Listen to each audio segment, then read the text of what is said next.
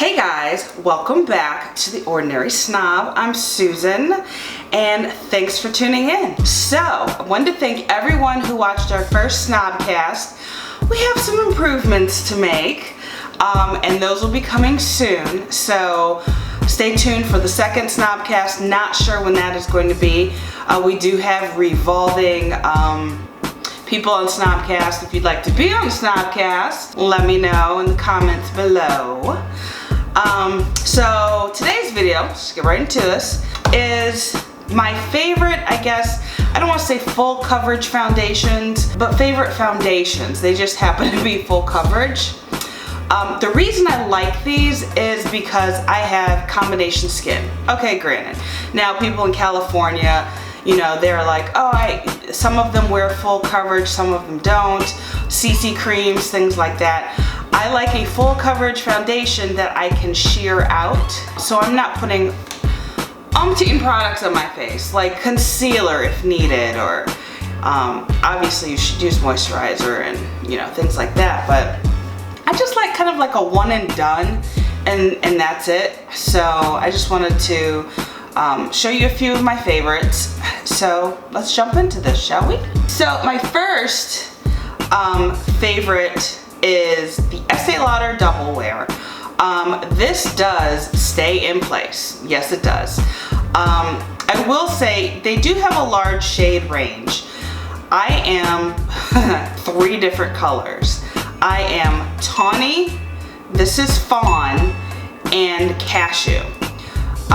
Why the shade range? I know. Sometimes if I want to look like I have a little more color, yes, I am pale. If you don't know, I'm pale. I don't have a lot of color, melanin, there's nothing I can do about it. I can tan, but I have a sun allergy. We'll talk about that in another video. Anywho, so sometimes I like to mix them and make my own color to give it a little warmth instead of putting like bronzer on, hence me talking about putting on multiple products. So this I like to wear with the Estee Lauder primer, the matte Fire, I believe it's called. I have that. When I wear this, I will either put it on with a sponge or a brush. The brush I like to use is the It Cosmetics. It's a flat brush. I'm not sure the name of it. I can look it up right quick. It acts almost like a stippling brush, but it's very densely packed as well, but yet flexible. So it's not super dense, but it's dense enough. I like this. Again, if I wanted to use a sponge and sheer it out, I can. So, and it is buildable coverage. It will dry. It will not leave marks anywhere. So like if you're hugging your man, he's got on that white shirt, you will actually be fine. I mean, unless you put on like blush and all that other stuff, that's coming off. Next, wait, it almost looked like I had a spider up there. We were gonna have a problem. Next one is the Becca 24-Hour Foundation. Now, I had the previous one and I liked it. It was very thick. This is very thick. I can only use just a little bit of this. Like I said, I use this with the It Cosmetics foundation brush. A little does go a long way. I have seen other beauty gurus that like to, they slather this on and it looks like they're wearing a mask. It's just too much. I can't do it. My skin is not that bad. No, I'm sorry. Again, I'm in Ohio, so there's humidity. I sweat from my head, so you know, but this foundation, the coverage is good. It is a ultimate coverage, which that means there's a lot more of the color pigment in it, so you don't have to use as much. It's not transfer proof though. That is the one thing. So if you're wearing the white turtleneck or again, hugging your boo, and you know, it's gonna come off. Now the wear on this, it depends, I believe, on what you put underneath it. The foundation or the primer, if you put setting powder on top of it, where you live. If you live in a colder climate, this will probably work well and not run or bead up or anything. I noticed when I used, which one?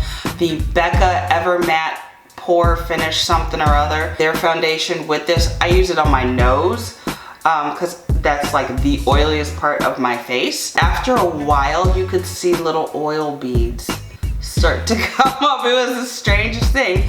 And again, yeah, it was hot around here. So yeah, but anyway, I do like this. So if you can, like, go to a Sephora, because I'm gonna call it out, Ulta doesn't give testers. Go to Sephora, find your shade if possible, and get a sample of this and try it out just to see. Next, the next one, all right, here's a story behind this. This is the Urban Decay All-Nighter.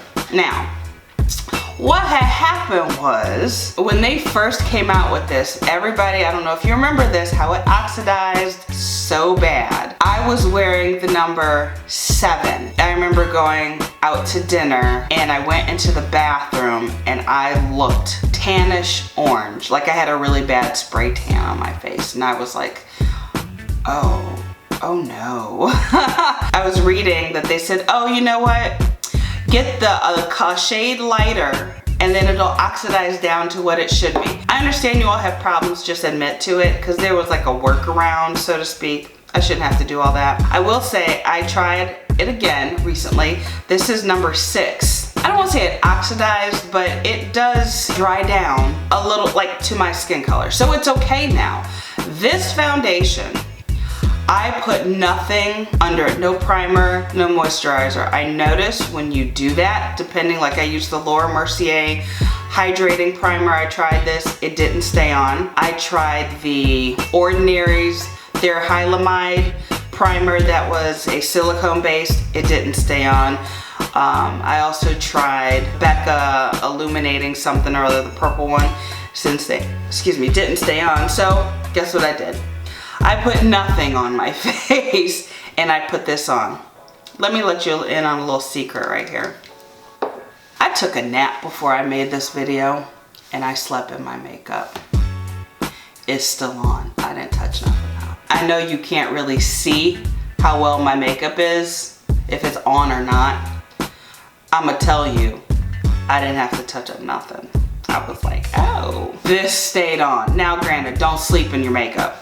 I was just taking a quick nap. It was like 2 hours. I was tired. Anywho, so I actually have the Urban Decay brush, gunmetal, I guess. And believe it or not, I know this sounds weird. That is the only brush I can use with this foundation.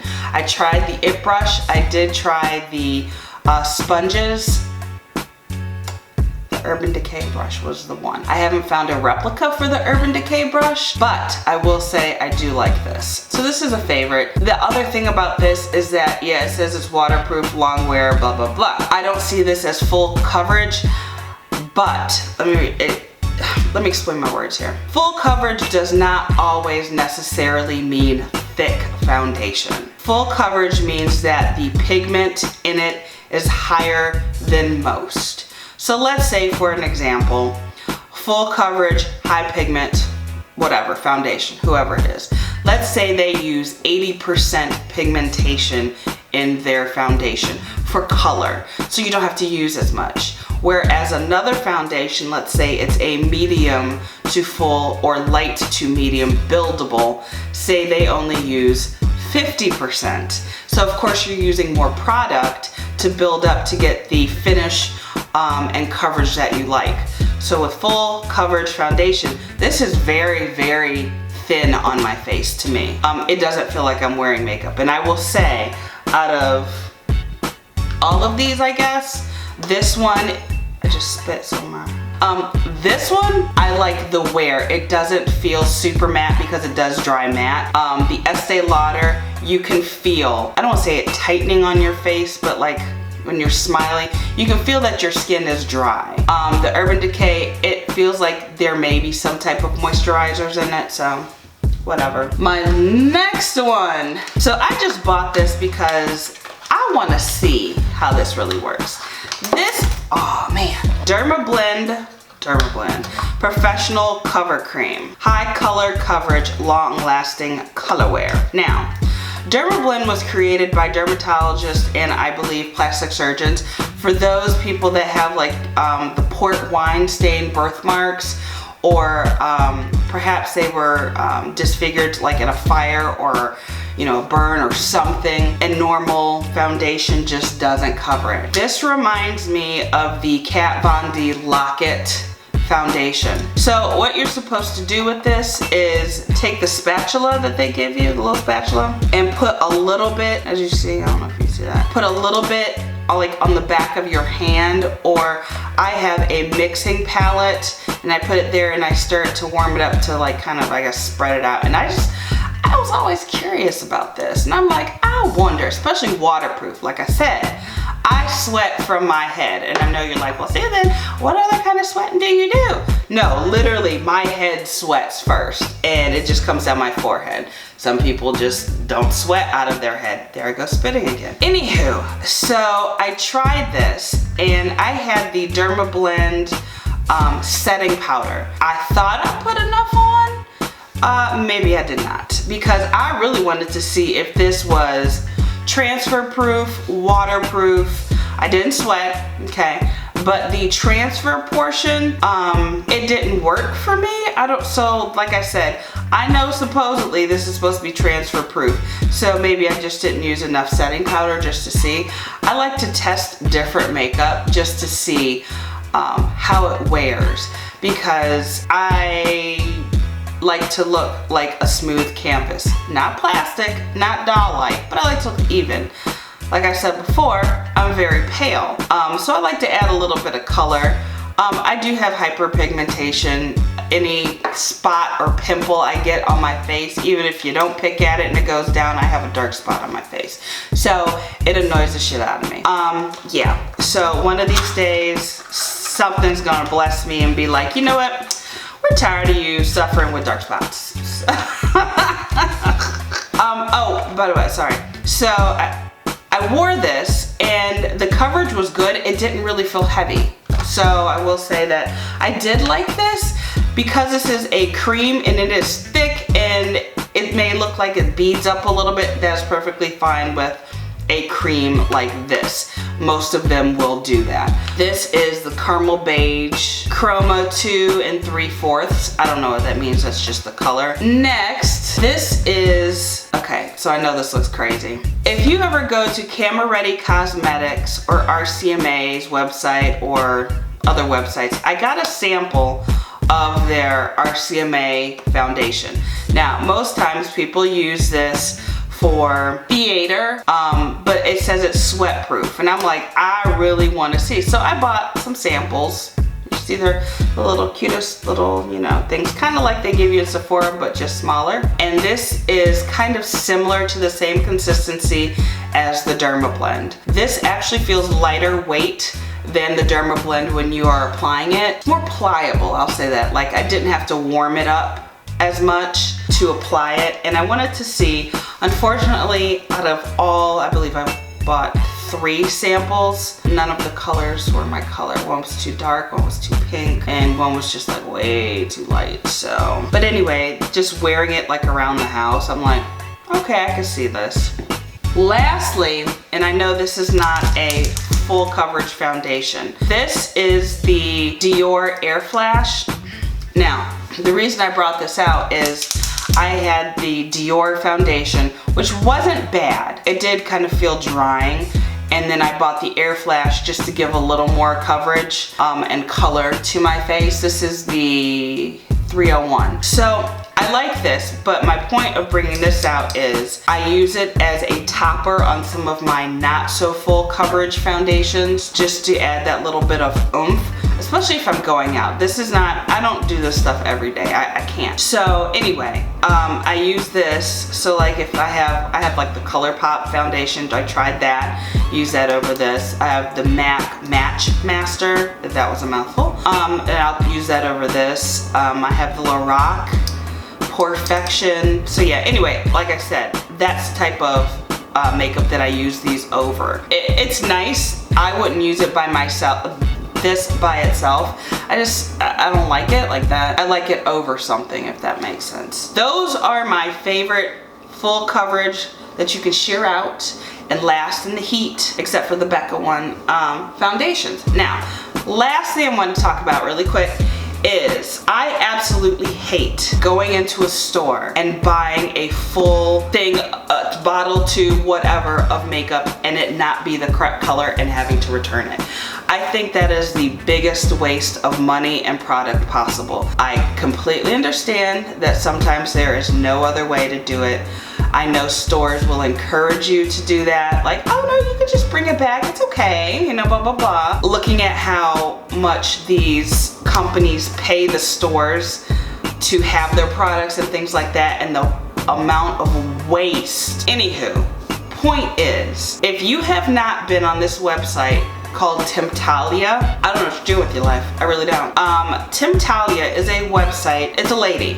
I don't know if she works by herself or she has a team. She gives her reviews, people send her products, and she gives some of the most honest reviews. It's not like you're sitting here watching us people on YouTube telling you, oh, I like this, blah, blah, blah. No, she will tell you and give it a grade, okay? And she will see the picture with a flash, without a flash, and she has this thing called a foundation matrix. It is one of the most accurate pieces of information I think I have ever seen. All of these colors that I just told you about and read off to you, I put in that I use like the Fenty, I use Fenty 290, I used the Estee Lauder Tawny, which I forgot what number that is, and I put in the Becca.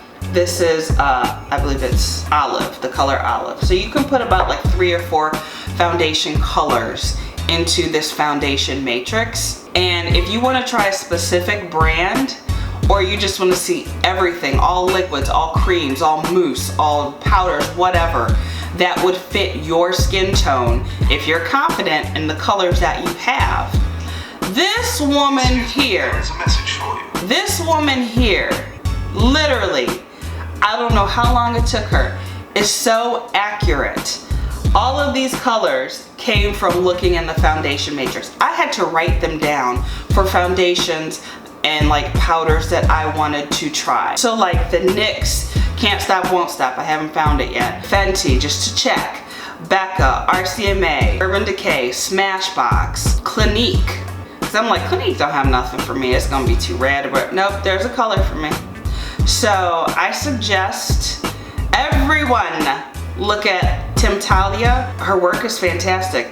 Another person to get an honest review, and she's an actual YouTuber, and it's kind of her profession, is Stephanie Nicole. Look at her YouTube channel. She is in the industry. She breaks things down by like price, grams, is it worth your money, wear time, things like that. She has time to sit and wear this makeup and go about her day and then come back. I completely forget because I like to take naps. Whatever. But it's so accurate. It's ridiculous. So that's all I have. So thanks for tuning in to The Ordinary Snob, and we will see you next time.